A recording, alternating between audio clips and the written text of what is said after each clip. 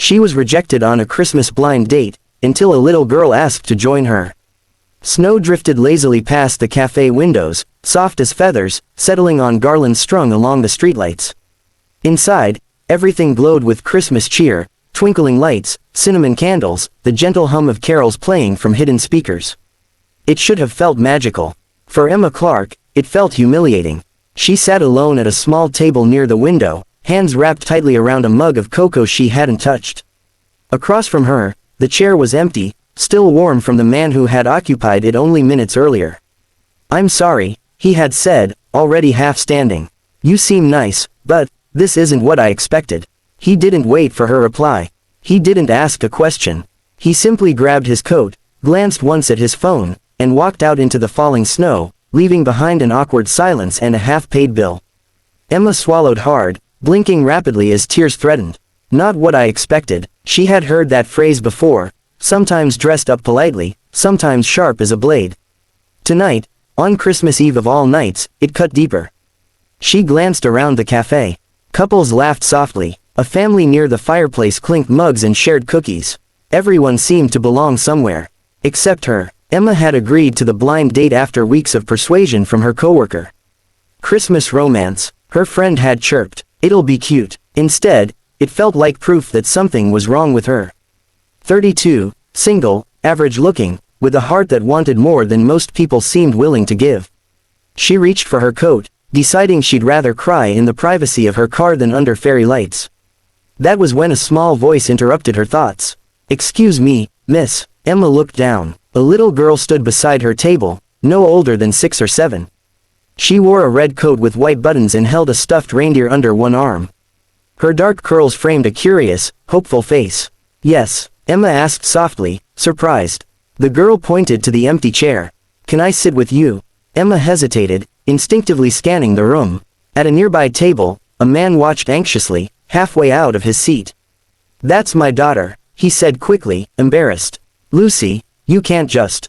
"It's okay," Emma said before she could think better of it. She smiled at the girl. "Of course you can sit." Lucy climbed onto the chair as if it had been hers all along. She placed the reindeer carefully on the table. "You looked sad," Lucy said matter-of-factly. "My mom says sad people shouldn't be alone on Christmas." The words hit Emma like a gentle punch to the chest. "Well," Emma said, her voice thickening, "your mom sounds very wise." The man approached slowly. "I'm really sorry," he said. "She's very friendly. I like her," Lucy added, nodding firmly. Emma laughed. A real laugh, surprising herself. "I like her too." The man relaxed slightly. "I'm Daniel." "Emma." Daniel gestured between them. "Lucy, if it's not too much trouble, would you mind if I joined you? I promise we won't intrude." Emma glanced at the empty chair, then at Lucy's hopeful eyes. "Please, I could use the company." Daniel sat, gratitude written plainly on his face. "Thank you, it's been a long evening." "Mine too," Emma admitted. Lucy leaned forward. "Were you on a date?" Emma blinked, then smiled sadly. "I was." "What happened?" Daniel winced. "Lucy, it's okay," Emma said gently. "He decided it wasn't a good match." Lucy frowned deeply. "That's silly." Emma laughed again, warmer this time. "You think so?" Lucy nodded. "If someone leaves you, it just means they weren't the right someone." Daniel stared at his daughter, startled. "When did you get so smart?" "Mom taught me," Lucy said proudly. A quiet settled over the table, not awkward, but peaceful. Snow continued to fall outside, the cafe lights reflecting in the glass. Daniel cleared his throat. "If you don't mind me asking, why did you come out on Christmas Eve?" Emma considered the question. "I guess I didn't want to be alone." Daniel nodded. "Same." Lucy perked up. "You don't have to be alone now." Emma felt something shift inside her, a small, glowing warmth she hadn't expected tonight. They talked about small things at first, favorite Christmas movies, best kinds of cookies, Lucy's reindeer, his name was Mr. Jingles. Daniel told her about losing his wife 3 years earlier, about how Christmas was still complicated but important for Lucy. Emma shared her own story, not all the painful details, just enough to feel understood. Time passed unnoticed. When the waitress came with the bill, Daniel reached for it instinctively. "No," Emma said quickly. "Let me." Daniel smiled. "How about we split it?" Emma nodded, surprised at how natural it felt. Outside, The snow had thickened, blanketing the street in white. Lucy slipped her hand into Emma's without asking.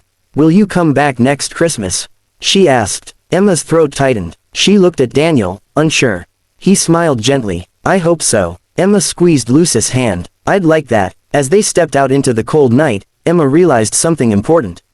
The rejection still hurt, but it no longer defined her evening. Or her worth. Sometimes, Christmas miracles didn't come wrapped in romance.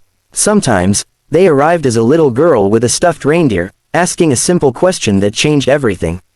"Can I sit with you?"